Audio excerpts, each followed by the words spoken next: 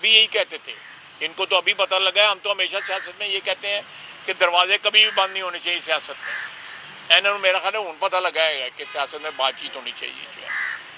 اور اب کمیٹی بنائی ہے 3 بندوں کی،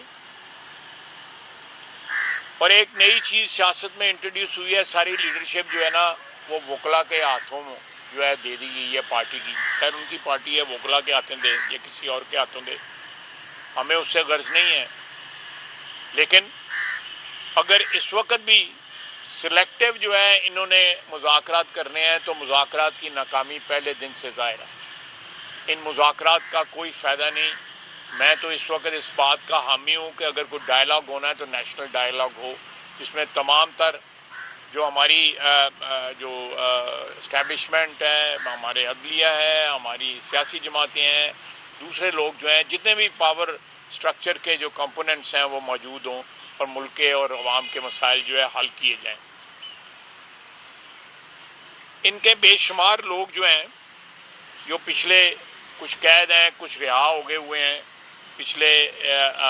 9 مئی سے لے کے اب تک کسی شخص کا، کسی اریسٹڈ شخص کا کسی نے پتہ نہیں کیا، کوئی لیڈر ان کے پاس نہیں گیا،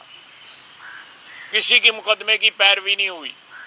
ہر شخص جو ہے اس کو لوارث چھوڑ دیا گیا پارٹی نے۔ پارٹی لیڈر نے ان سے قربانیاں تو مانگی، پارٹی لیڈر نے یہ تو ان کو کہا کہ آپ فوج کی تنصیبات کے اوپر، شہداء کی یادگاروں کے اوپر فوج کے خلاف نعرے، شہداء کے خلاف نعرے لگاؤ، لیکن جب وہ پکڑے گئے تو اس کے پاس تو ساری دنیا جاتی ہے، لیکن آج ایک ورکر بتا دیں جس کے پیچھے جو پارٹی گئی ہو۔ اب ان میں سے کچھ لوگوں کو